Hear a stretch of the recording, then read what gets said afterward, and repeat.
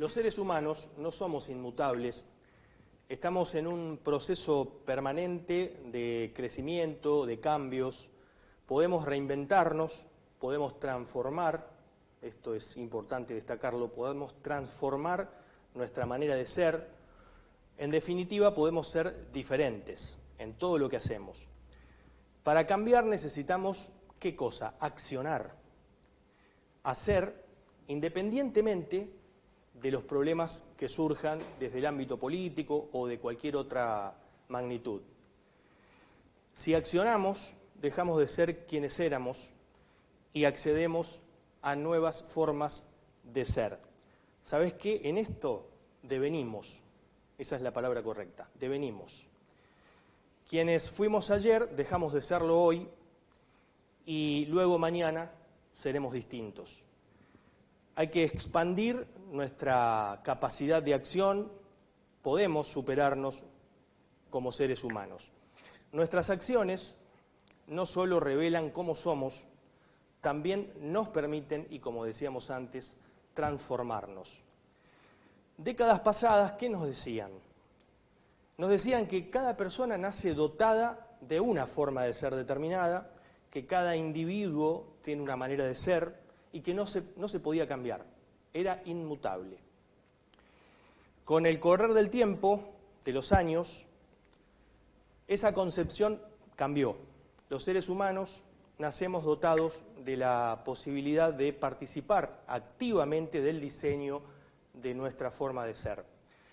Tenemos la capacidad de crearnos, de modificarnos.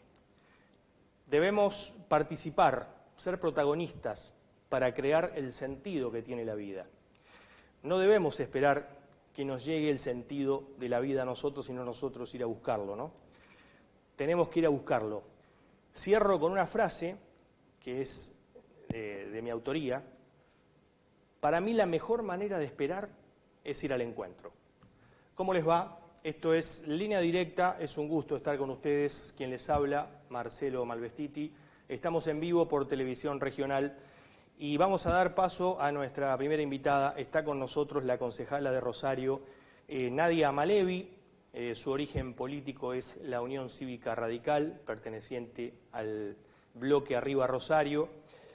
Asumió en su banca en diciembre de 2021, finaliza su mandato en diciembre de 2025, integra actualmente las comisiones en el Consejo Municipal de Rosario de Cultura y Educación, Presupuesto y Hacienda, Control, Convivencia y Seguridad Ciudadana. De estas tres comisiones es vicepresidenta también. Vamos a saludarla formalmente. ¿Cómo te va? ¿Cómo estás? Gracias por estar, muy amable. ¿Qué tal? ¿Cómo está? Muchas gracias por la invitación. No, por favor. Bueno, tu abuelo fundó la reconocida imprenta editorial Amalevi. En el año 2012 asumiste como directora de UNR Editora. ¿Se puede decir que tu trayectoria, tus principios, tus comienzos, digamos, estuvieron rodeadas de libros?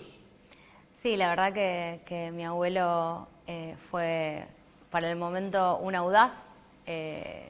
Siempre quiso tener una imprenta. Él empezó de cadete en una imprenta.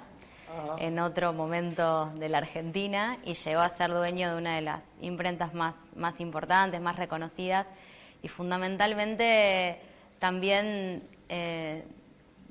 dio una mano grande a ciertos emprendedores de la cultura que se acercaban y él siempre nos cuenta algunas anécdotas de colectivos de intelectuales que por ahí es muy difícil en la Argentina vivir de la cultura, editar sobre todo, y bueno, él se transformó en por ahí de alguna manera en un mecenas, en una persona que les daba una mano hasta que pudieran juntar la publicidad. O sea, en ese momento también era gente que prometía mucho. Bueno, una de las revistas más famosas que editó, que fue después un ícono, y que de hecho Osvaldo Aguirre sacó un libro que habla es la revista Boom, donde trabajaba Rafael Yelpi, que después fue secretario de Cultura y que hizo una revolución en la cultura de la ciudad.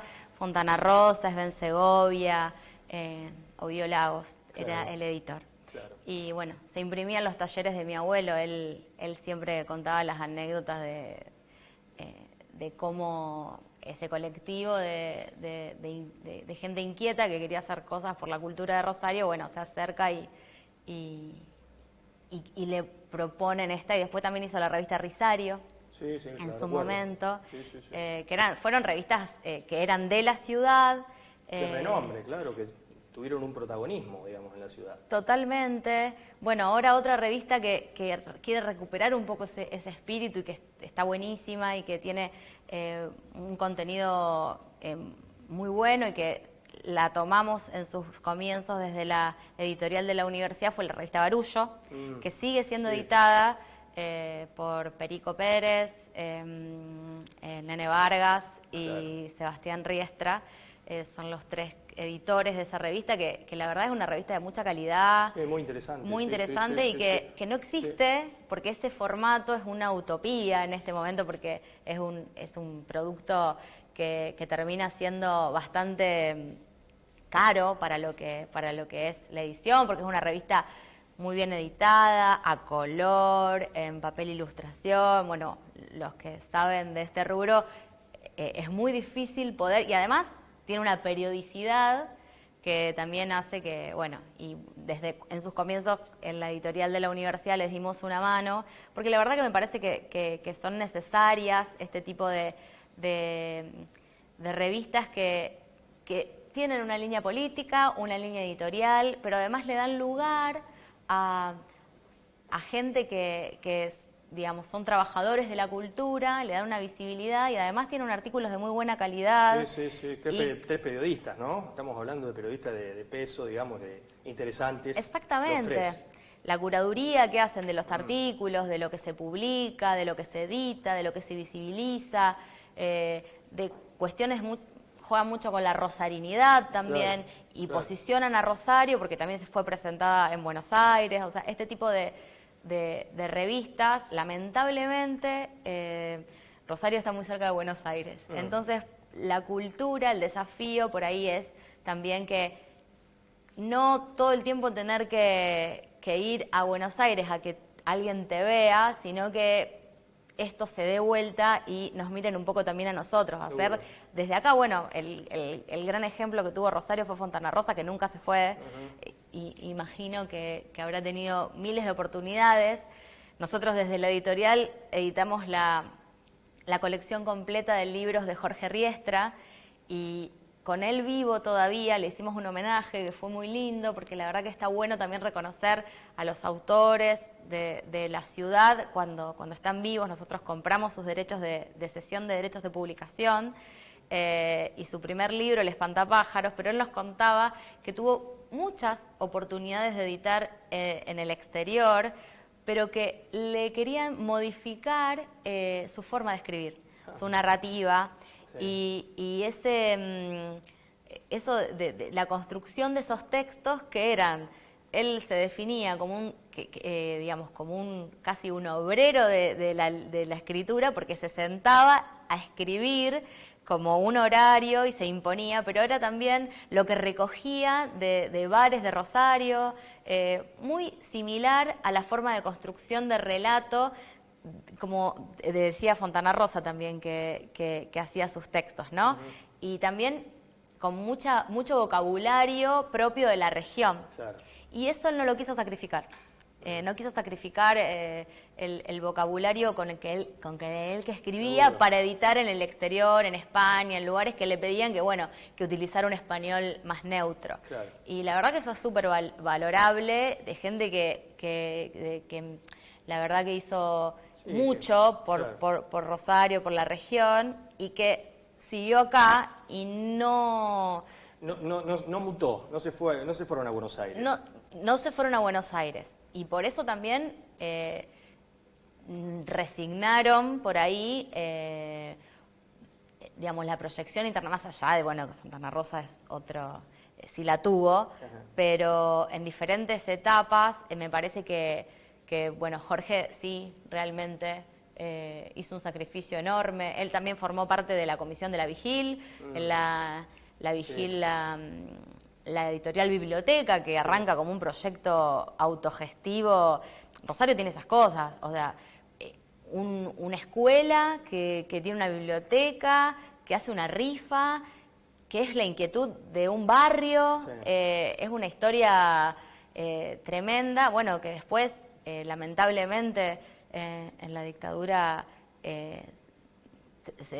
terminan con ese proyecto a la fuerza, y que por suerte ahora está de nuevo en vigencia con su teatro, pero no hay que perder de vista que claro. es un proyecto autogestivo que nace de los vecinos, Claro.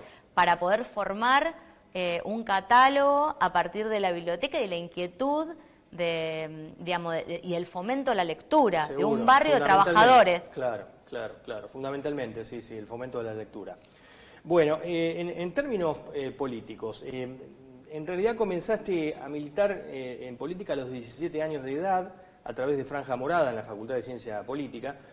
La pregunta es, ¿qué te impulsó para primero figurar en las listas previamente y después para ser, digamos, quién te impulsó para llegar a esas listas y para después tener todo el empuje para llegar a ser concejala, ¿no? Como lo sos hoy? Yo siempre tuve inquietud desde el colegio secundario. Lamentablemente asistí a un colegio que es un colegio maravilloso, pero que no tenía centro de estudiantes, no tenía esa posibilidad de participación de esa manera.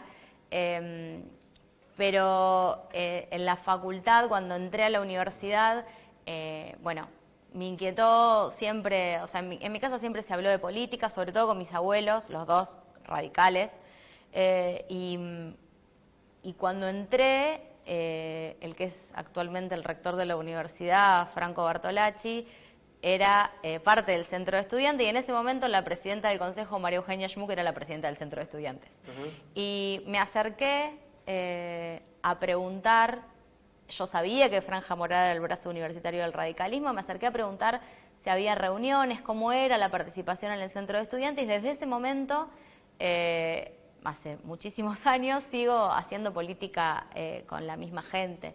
Y me parece que eso es, más allá de quién ocupe hoy por este espacio, un lugar de representación, somos parte de un proyecto político, de un proyecto colectivo, que hoy tiene, digamos, por fruto también de un esfuerzo, de que siempre participamos, y creo que la política es la herramienta de transformación por excelencia, y desde el lugar donde estemos, siempre tomamos decisiones políticas. Toda la gente hace política de alguna manera. Nosotros elegimos la política partidaria y elegimos participar para poder transformar lo que podamos hacer, porque es transformarle la vida a alguien. Entonces, me parece que pasa por ahí, por tratar de, desde tu lugar, participar. Yo celebro siempre que la gente participe. Yo sé que está muy enojada con la política, pero y que tiene razón, porque la verdad que no está a la altura de las circunstancias muchas veces la política. Pero nosotros somos parte de un grupo que vivimos siempre de la misma manera, y que podemos caminar por la calle, y que no tenemos esa distancia que por ahí pone la política, que ahora la asimilan como una corporación. Bueno, yo nunca lo viví de esa manera, nunca lo viví con una distancia. Siempre, digamos, la cercanía fue lo que nos impulsa, y lo que además es lo que, si vos te alejás de la gente, ahí la estás errando. Seguro. Te iba a preguntar justamente esto, porque yo veo como que hay un divorcio entre un sector de la sociedad, tampoco no podemos involucrar, porque muchos dicen la sociedad. Es un sector de la sociedad y un sector de la dirigencia política que ya no cree más en los políticos, porque promesas, incumplimientos. Entonces, un poco quería ir ahí, y vos te me adelantaste en ese tema, y muy bien, pero digo, justo quería a ese punto. ¿Por qué crees que ese divorcio, y que si ese divorcio se va a revertir en algún momento? Porque no son todos, aclaremos, no es en general. No podemos hablar de la sociedad y no podemos hablar de la política o los políticos o los dirigentes políticos. Es un sector que para mí hay un divorcio desde hace bastante tiempo. Sí, como en todo ámbito, seguro hay gente, digamos, que obra de buena fe y gente que no. A mí me parece que es va a ser difícil desde la política revertir este enojo. Yo creo que la gente tiene razón, porque la verdad que hay como una decepción generalizada, que se profundizó en la pandemia, porque tuvimos 2 años de una parálisis mundial que repercutió en todos los ámbitos y que, bueno, nosotros la vivimos también, inclusive desde la gestión, o sea, asumimos una gestión, automáticamente se decretó la pandemia, lo cual fue muy difícil porque uno llega a un lugar de responsabilidad que le delegan con una expectativa de poder cumplir el programa que presentó en una campaña electoral. Y eso no, cuando hablábamos por ahí de las promesas, impidió por ahí que pudiéramos empezar a abordar el programa de gobierno al que nos habíamos comprometido desde la Intendencia. Hablo porque yo soy concejal oficialista del sector de Pablo Hapkin. Sí, sí. Y hubo que gobernar en un ensayo de escenario que nadie se lo esperaba. O sea, fue a nivel mundial algo que nadie había vivido hasta el momento, o que nadie recordaba haber vivido hasta el momento con esa magnitud.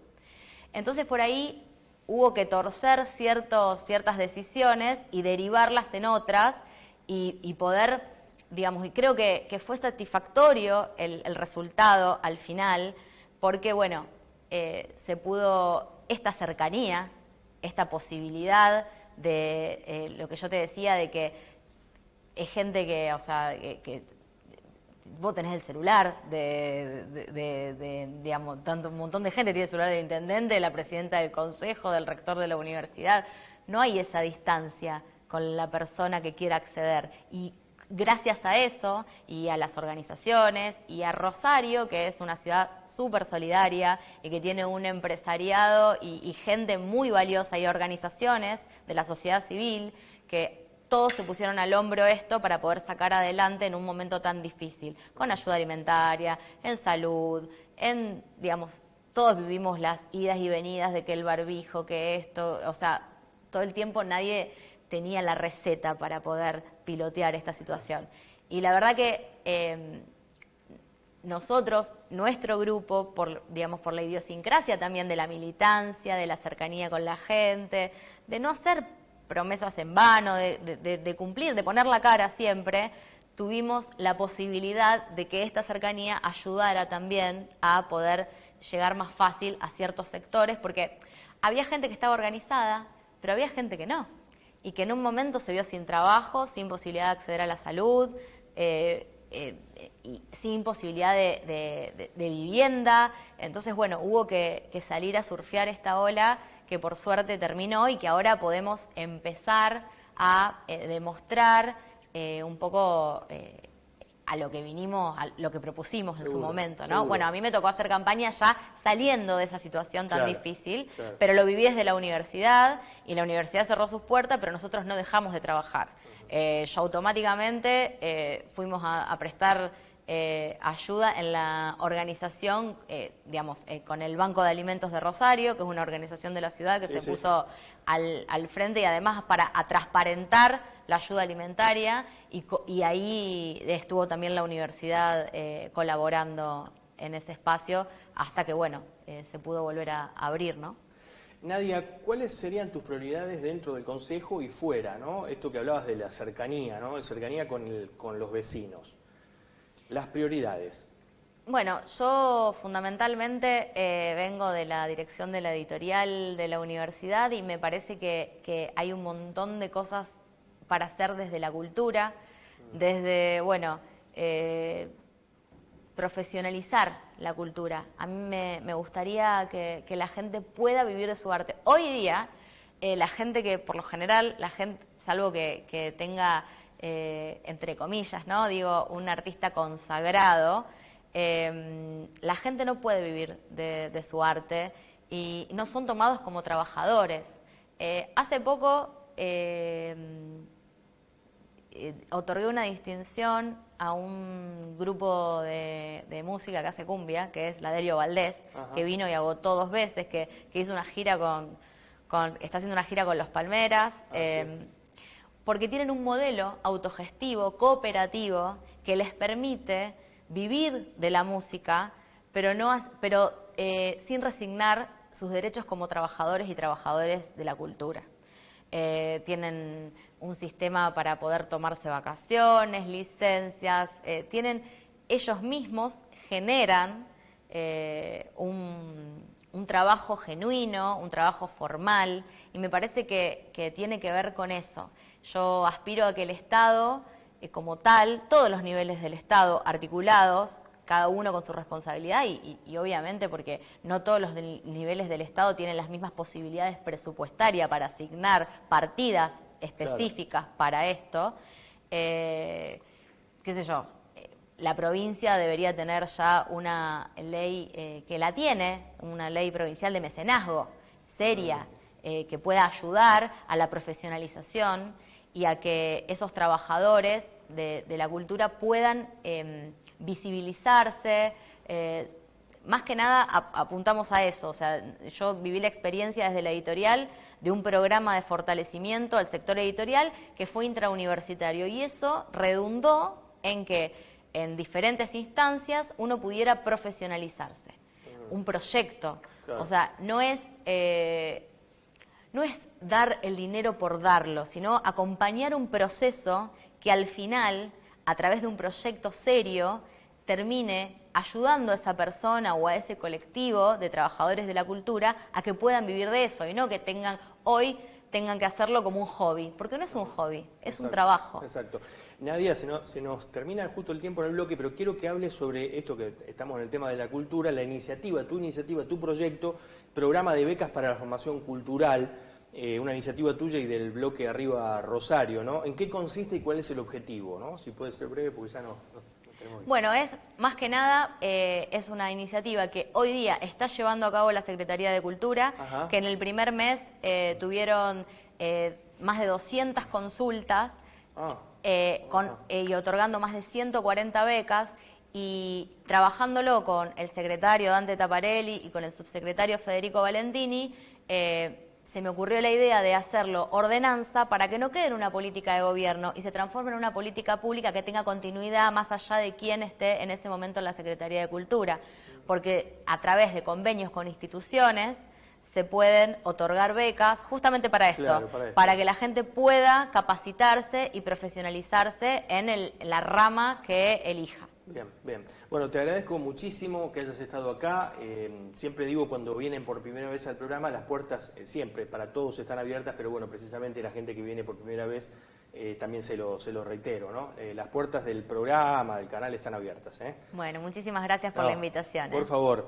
Bueno, así pasó entonces la concejala de Rosario, Nadia Amalevi. Nosotros vamos a hacer una pausa. Cuando nos reencontremos, va a estar acá en esta mesa justamente Sebastián González, que es licenciado en Psicología. El tema, un temazo, quédese allí, el tema depresión. Volvemos enseguida.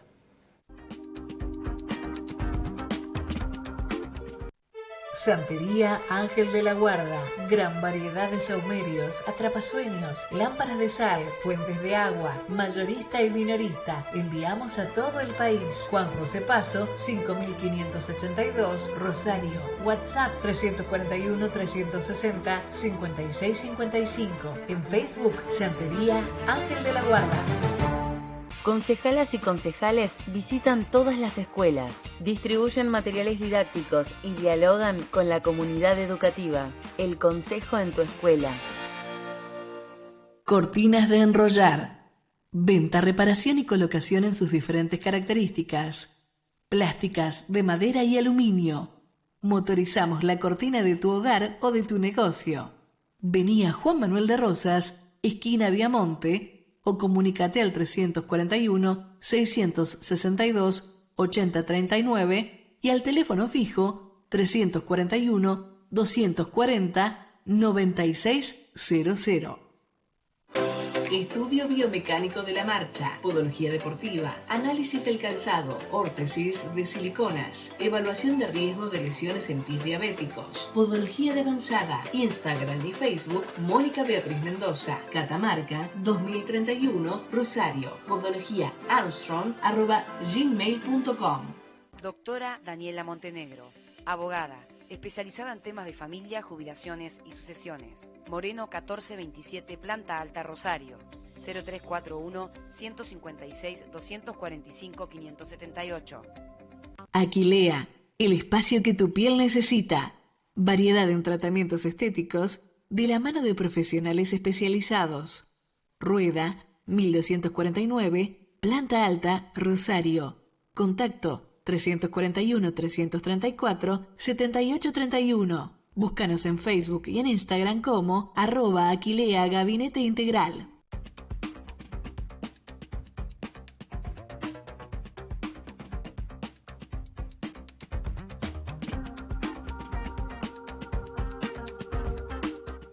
Bueno, muy bien, seguimos en línea directa, segundo bloque del programa. Estamos en vivo por televisión regional.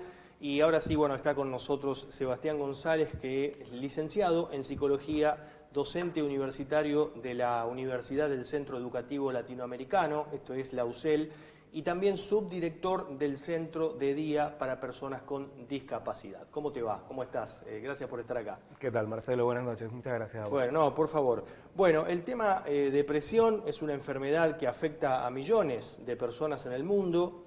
La depresión, Sebastián, ¿es un trastorno mental que altera notablemente el comportamiento de una persona?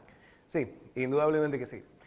Una persona deprimida es una persona que en líneas generales uno la reconoce fácilmente. Es una persona que uno ve que no tiene voluntad, que no tiene ganas, que perdió el deseo de vivir, que es digamos, lo más trágico que tiene la depresión.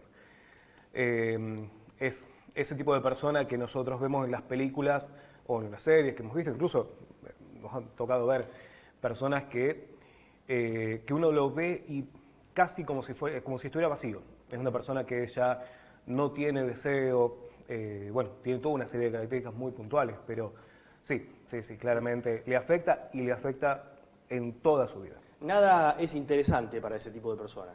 En absoluto. Nada le interesa. En absoluto. Perdió interés por el mundo. El mundo ya no tiene nada que le sea interesante, nada que lo convoque, porque justamente la depresión en líneas generales, es la pérdida de una ilusión, de una gran ilusión que lo sostuvo hasta ese momento y que ahora esa ilusión no la tengo. Entonces, ¿para qué seguir? Claro. Bueno, el tema de la aparición del COVID-19 también trajo serias dificultades desde lo anímico. Yo te quiero preguntar cómo impactó esto de la pandemia en la depresión durante el aislamiento y después, ¿no? Cuando volvimos a la normalidad. Bueno, claramente el tema del aislamiento, digamos, el ASPO, después pasamos a DISPO, digamos, toda esa situación afectó a todos, indistintamente de la edad, de gente muy grande, niños, bebés, a todo el mundo afectó. La cuestión es que cada uno de nosotros tenemos diferentes recursos para poder afrontar ese tipo de situaciones. Más allá de que haya sido una situación absolutamente excepcional, claramente ninguno de nosotros había conocido algo como esto y de repente nos encontramos con una situación no solamente que no podíamos manejar, sino que nos presentaba una idea que todos tememos, que es la idea de la muerte, propia y de alguien muy querido. A partir ya de ahí fue tremendo para todos. La depresión, en el caso del COVID, fue muy particular, porque en realidad lo que se empieza a mostrar es que esa situación empezó a generar más angustia en la gente e hizo que las personas que tienen predisposición para deprimirse empezaran a ir en ese lento descenso hasta poder llegar a una depresión. Sin duda cambia la situación cuando encontramos una persona ya que está deprimida, que su estado de ánimo ya era depresivo, que estaba medicada, que estaba en un tratamiento. Bueno, eso obviamente le generó mucho mayor malestar. La depresión clásica es un cuadro que, como te explicaba al principio, Primeramente es esta falta de energía, falta de voluntad. Todos conocemos el depresivo, es una persona que no se puede despertar. Se despierta muy temprano el depresivo, duerme mucho, pero tiene una característica que es importante. Es un estado de ánimo deprimido, rebajado, pero siempre uno encuentra que atrás de todo eso hay un gran odio, hay una gran ira, una gran bronca. Como decía al principio, la depresión es la pérdida de una gran ilusión. Cuando yo pierdo una gran ilusión, lo que pierdo es algo que para mí era muy importante. Un amor, una pareja, un familiar, un amigo, un trabajo. Bueno, cuando eso se cae, en realidad repercute en el historial de cada una de las personas, y si hay una serie de cuestiones que hayan ocurrido en la historia personal de esa persona, probablemente vaya a caer en una depresión. Es decir, podemos citar que las causas serían esa, digamos, una muerte de un familiar, una separación. ¿Puede ser las causas de una persona depresiva? ¿De dónde nace eso? Sí, a ver, las causas pueden ser múltiples. Puede ser, como vos bien decís, la muerte de un familiar, la muerte de una pareja, la muerte de una mascota. Puede ser cualquier evento que tenga la suficiente fuerza como para desestabilizar a esa persona. A ver, todos hemos transitado en algún momento alguna situación de pérdida de un familiar, de un amigo, de un trabajo, como yo te decía anteriormente. Pero sin embargo, no todos caemos en la depresión. En la depresión únicamente cae la persona que cumple otra serie de requisitos, y uno de estos es que ese amor que sentía por ese objeto que ya no está, haya sido un amor que haya sido tan intenso y tan fuerte que hace que la vida sin ese objeto sea imposible. A ver, ¿viste cuando nosotros vemos en las novelas, o incluso se lee en las noticias, esas parejas de muchos años, de personas ya muy mayores, ancianos, que uno dice, que lee y uno encuentra que estuvieron juntos durante 40, 50 años, todas las cosas que pasaron, el gran amor que se tenían, y la noticia dice, falleció ella y a la semana falleció él? Quizás no había, seguramente había temas de salud, cuestiones físicas que traían y que podían precipitar ese desenlace. Pero seguramente esa persona no murió de eso. Seguramente esa persona murió porque murió lo que amaba.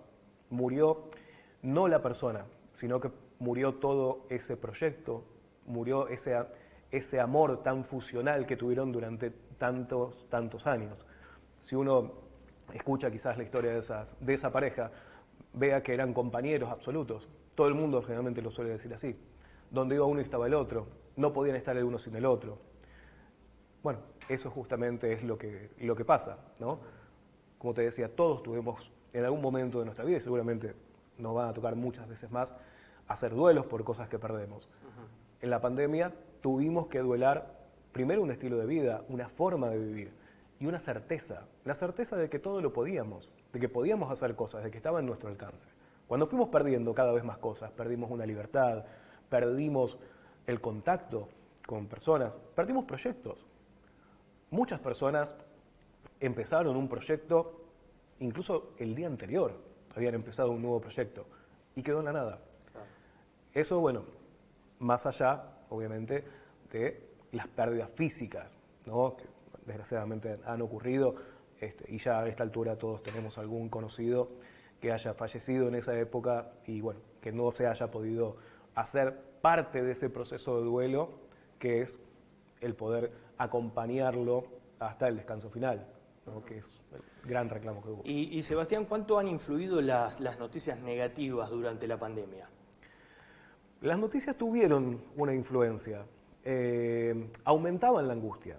Ajá. En realidad, a ver, yo, y en este caso me voy a poner autorreferencial, yo recuerdo durante ese tiempo estar esperando el noticiero de la noche, que era el que me gustaba, cómo transmitía las noticias de acá de Rosario, y atento a qué era lo que decía, qué cantidad de casos, cuánto hubo, estar revisando las redes, ya lo subió la municipalidad, lo subió la provincia.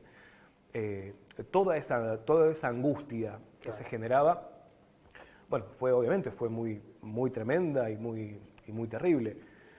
El COVID la depresión COVID, porque así lo caracterizó Nacio, un psicoanalista argentino que está radicado en Francia. Él, cuando empezó a trabajar con respecto a esto, lo que ocurría, él lo que pudo encontrar es que en realidad no hay una depresión COVID. Él dice, bueno, sí, está. No lo voy a poner al lado de la depresión. Es una forma más que apareció. Cuando desaparezca la pandemia, cuando desaparezca el COVID, este tipo de depresión va a desaparecer. Pero él dice, tiene una gran característica. La característica que tiene es que hay enojo, hay mucha bronca, pero al contrario de lo que pasa en la depresión clásica, en la depresión de COVID únicamente el enojo va dirigido hacia el afuera. Todos los agravios y todas las cosas van hacia el afuera. Cómo se gestionó, qué se hizo, qué no se hizo, qué por qué no me dejan. Cuestión de que eso es un punto también fundamental entre lo que pasó con la depresión durante el COVID y cualquier otro momento. La depresión clásica tiene también esa característica, esa bronca, ese odio, esa ira, ese rencor que uno escucha en el discurso del depresivo, termina volviendo hacia sí mismo. Se odia, se tiene mucho rencor por las decisiones que tomó. Y la depresión fundamentalmente se reconoce también por la cuestión muy clara de lo que se conoce como rumiación de ideas. Es cuando la persona está permanentemente hablando de lo mismo y hablando y hablando y hablando. Y parece que el tema no se agota, porque en realidad la persona no lo tiene agotado. Claro, claro. Antes decías que la persona depresiva duerme mucho. Yo recuerdo en un momento se hacían lo que se denominaba, no sé si actualmente se hacen, curas de sueño. ¿Eso daba un resultado? ¿Surtía efecto, digamos, en la persona o no servía para nada? Porque por ahí me han dicho, mirá, no surtía mucho efecto, es algo que se hacía, pero no. ¿Actualmente se hace eso?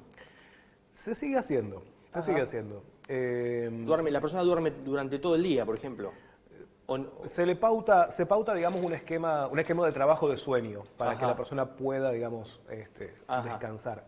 Pero en el caso de la depresión no es lo que está faltando. Por ejemplo. En la depresión, digamos, lo que está faltando es la voluntad de vivir. No es que hay momentos en donde estoy triste, pero después puedo estar bien.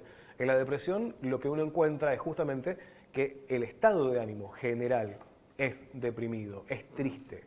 Hay una tristeza que perdura, que está permanentemente ahí, tiñendo todo de gris, de negro, dependiendo qué tan mal esté la persona. Y digamos, en la depresión lo que aflora es esto: angustia, tristeza, ira, por ejemplo. Exacto, exactamente. Y algo que hay que tener mucho cuidado, que es la ideación de muerte. Un depresivo está muy cerca, una persona que padece de depresión, perdón, está muy cerca de las ideas de muerte, de las ideas de autoeliminación. Por eso no es una patología fácil.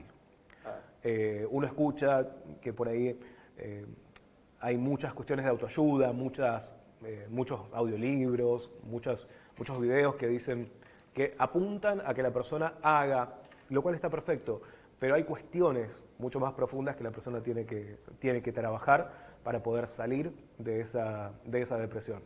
Así como nos llevó años caer en una depresión o que se organice todo en nuestra cabeza para caer en una depresión, también nos va a llevar tiempo de salir de ahí.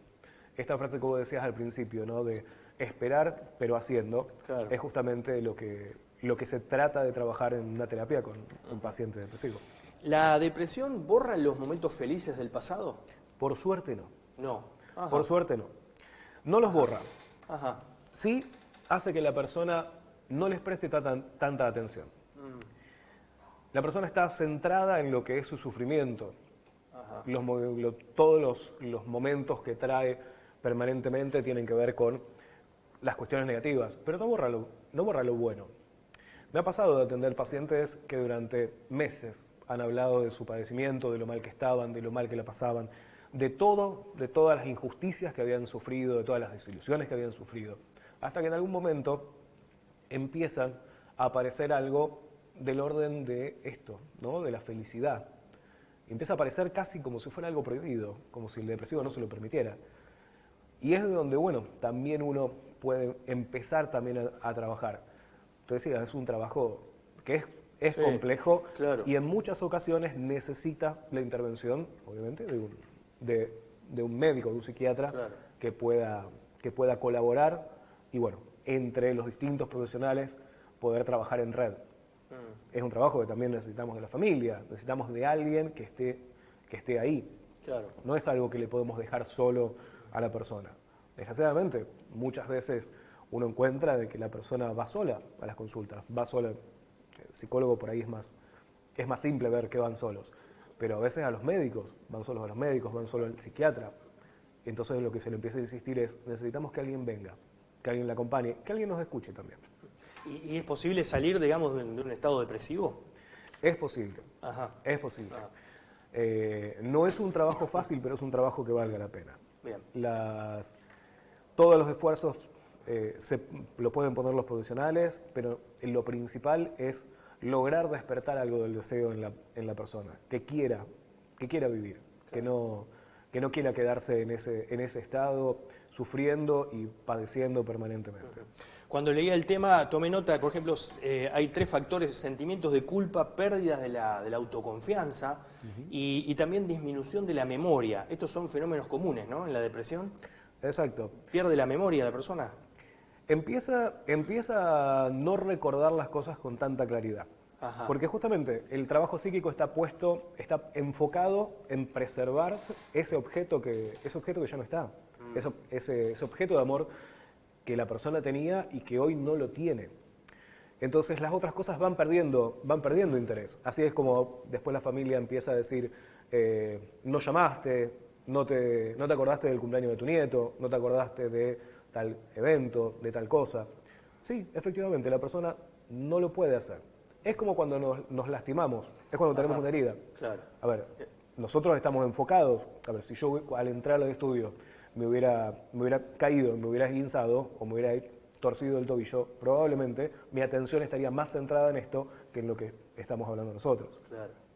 De la misma manera pasa justamente con esto que vos mencionabas. ¿El ejercicio físico devuelve a una persona un buen estado de ánimo, digamos? Ayuda y mucho, ayuda y mucho.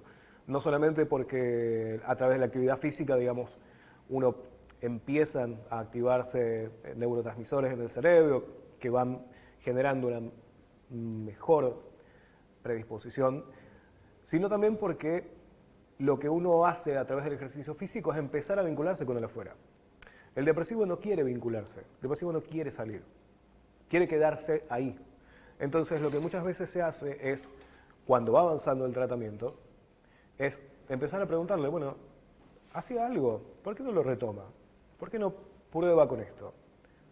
Empiezan, obviamente, todas las justificaciones, que hace frío, que esto, que me sale muy caro. Bueno, claro, como que se niega, ¿no? La persona es reticente a todo esto, me parece. Exacto. ¿No? Es todo un trabajo hasta que logra ir, porque principalmente no quiere salir de ese encierro, claro, de sí mismo, claro, quiere quedarse ahí.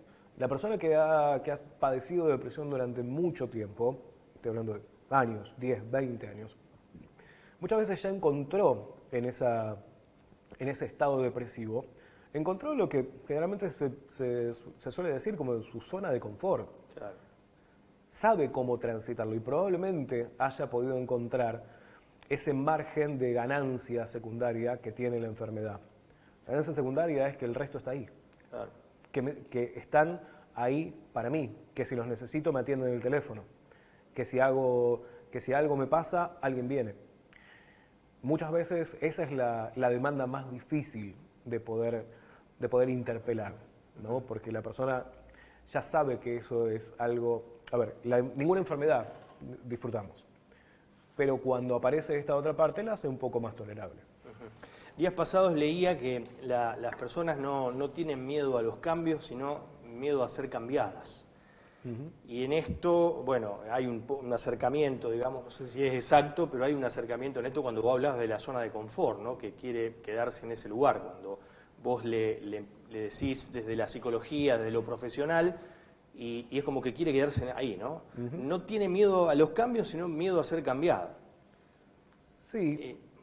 Es cierto. No sé si es un acercamiento lo que te digo o no. No, vos lo dirás es cierto, y lo he leído mucho. Personalmente creo que en realidad es al revés. Ajá.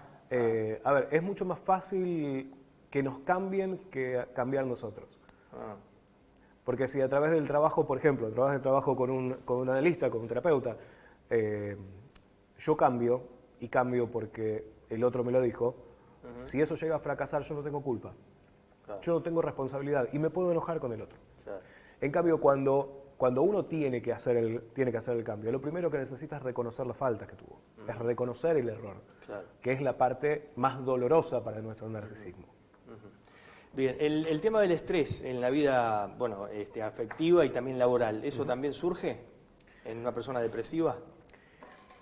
Surge de otra forma. En realidad, a ver, la persona depresiva, como te decía, perdió todo interés en el mundo. Ya no le interesa lo que pasa en su trabajo, no le interesa lo que pase con prácticamente nada de su vida. Incluso a veces ni siquiera le interesa lo que pase con sí mismo. Claro. El depresivo, el verdadero depresivo que padece depresión, es una persona que uno lo veía siempre bien arreglado, bien arreglada, con un perfume, y de repente empieza a ver que sale despeinado, despeinada, que la ropa no solamente que está arrugada, sino que incluso sucia. A ver, va perdiendo todo lo que lo impulsa en la vida, ¿no? Claro. Y esa es la mayor dificultad. Claro. Llevarlo a que tenga ese impulso nuevamente. Sebastián, ya tenemos que cerrar el bloque, pero me interesaría que digas al aire, que des tu contacto para la gente que quiera comunicarse contigo, por ahí a dónde lo puede hacer. Bien, bueno, mi teléfono es 3416-271-750. Me pueden contactar directamente a mi teléfono y bueno, será un gusto poder ayudarlos en lo que sea posible. Bueno, muchísimas gracias por estar acá, muy amable, siempre sos bien recibido. Gracias, Marcelo. Muy amable. Sebastián González, licenciado en Psicología con el tema depresión. Nosotros hacemos una pausa, una breve pausa, cuando nos reencontremos va a estar acá Lara Farías de Saá, periodista. Vamos a hablar sobre un tema también muy importante, y está como signo de pregunta, si todos los piropos en realidad son acosos callejeros. Volvemos enseguida.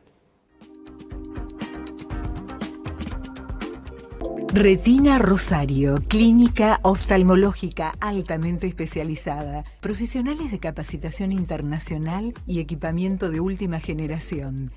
Retina Rosario, en Güemes, 2507, esquina Pueyrredón. Comuníquese al teléfono 435-6965 o por mail a contacto@retinarosario.com. Ampiaba, desde 2012, al servicio de la familia aceitera y de toda la comunidad, sustentando los valores de solidaridad, cooperación, ayuda mutua y reciprocidad. Ampiaba, Asociación Mutual del Personal de Industrias del Aceite Vegetal y Afines. SOEPU, un sindicato que crece defendiendo los derechos del trabajador químico y petroquímico del cordón.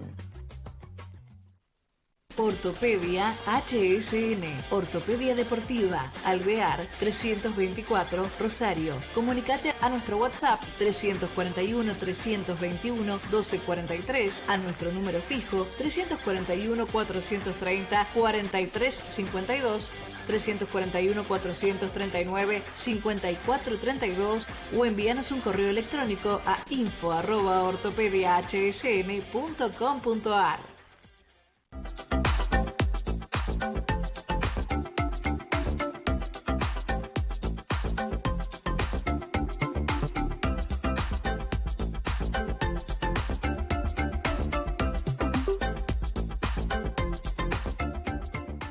¿Sabías que podés sanar con la inteligencia de tus células? Memoria celular, consultas personales, cursos, talleres, seminarios. Profesora Adriana Torres, www.hayundia.com. Comunicate al 341-666-0795.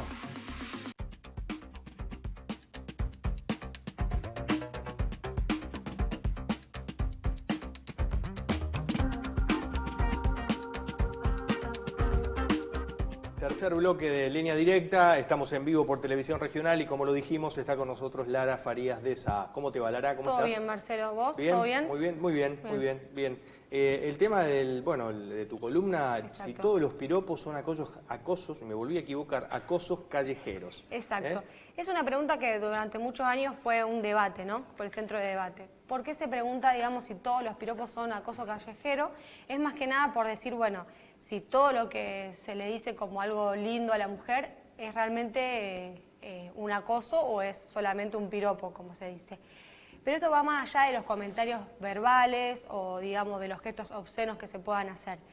Es también la difusión de fotografías o de grabaciones que se hacen sin consentimiento, también una persecución o un arrinconamiento a una mujer que tal vez va por la vía pública, al contacto físico indebido, obviamente sin consentimiento. Entonces son preguntas que se fueron haciendo y, por ejemplo, el observatorio de Ni Una Menos de Mumalá hizo una encuesta y todas las mujeres declararon que alguna vez en su vida habían sufrido acoso callejero o algún tipo de acoso, no solamente en lo que es la vía pública.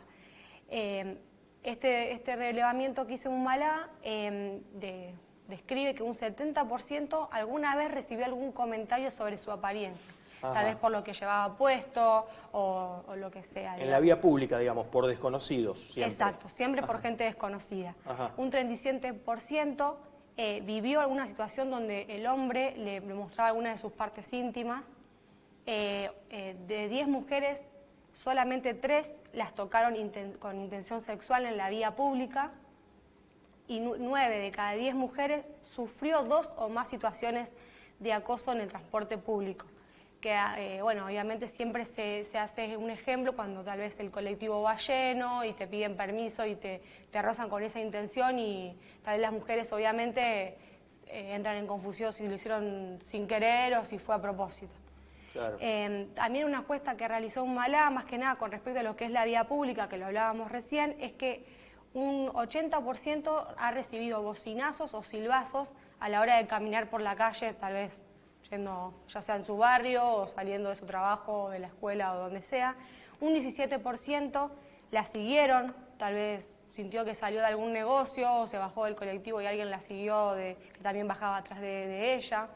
Un 13% fue atacada físicamente y un 50% recibió algún comentario sexualmente explícito.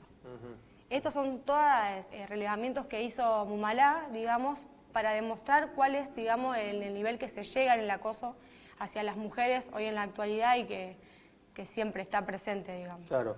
Ahora, yo lo que preguntaba, días pasados hablábamos de este tema con otra persona y yo decía, esto que vos citás, por ejemplo, el tema de los bocinazos, un silbido, ¿se puede tomar eso como un acoso, digamos?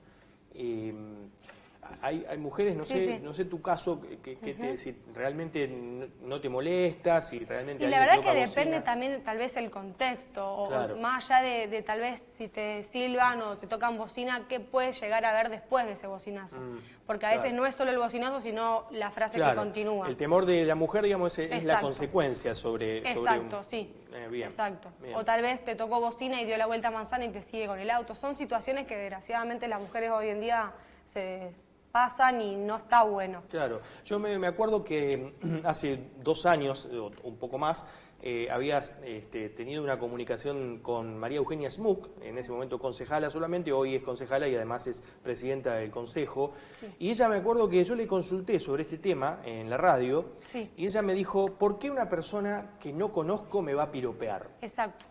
O sea, me quedó muy grabada esa frase. Es verdad. Es verdad, porque de última si alguien conocido, o sea, qué sé yo, tu pareja o un familiar que te dice algo lindo, digamos, tal vez no cae mal, pero qué sé yo, tal vez el hombre no sufre este acoso, digamos, o es menor, no sé. Claro. Porque, digamos, uno no va por la calle y le toca bocina o le grita a un hombre, digamos.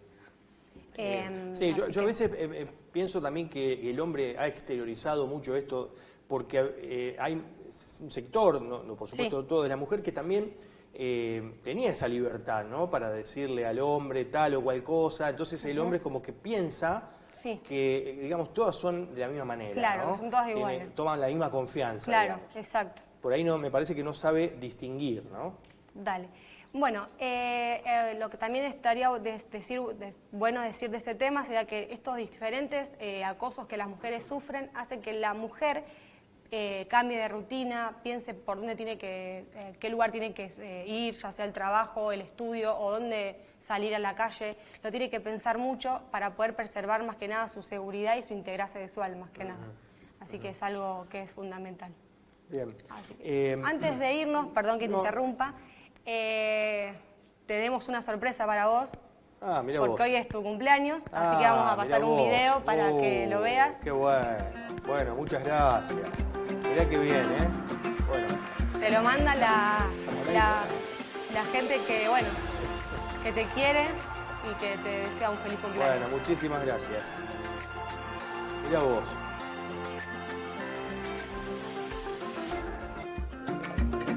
Qué recuerdos. Gracias.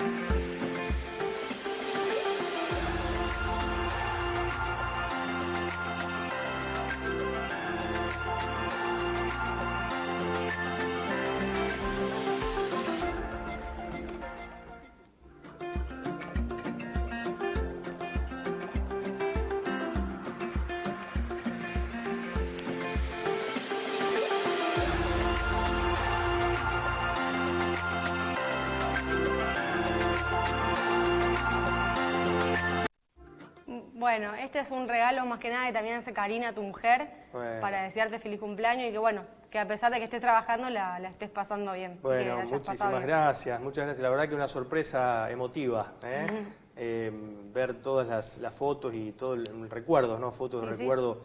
La verdad que bueno, muchas gracias, y gracias también a vos por participar de esto, ¿no? Siempre. Bueno. Así que bueno, espero que le hayas pasado bien y que te haya gustado el regalo. Bárbaro, bueno, muy amable. Bueno, nos vamos entonces. Dale, hago lo de la ropa, Sí, voy a agradecer exacto. a Moda Marena, que están en San Martín 855, en local 25, que me viste todos los martes y bueno, vamos acá y pueden pasar por el local, las chicas son muy amorosas y en cualquier momento pueden pasar por el local a ver todo lo que tienen. Perfecto, gracias Lara, gracias por gracias a estar, vos. acompañarme en este programa. Nos reencontramos la próxima semana, muy amables.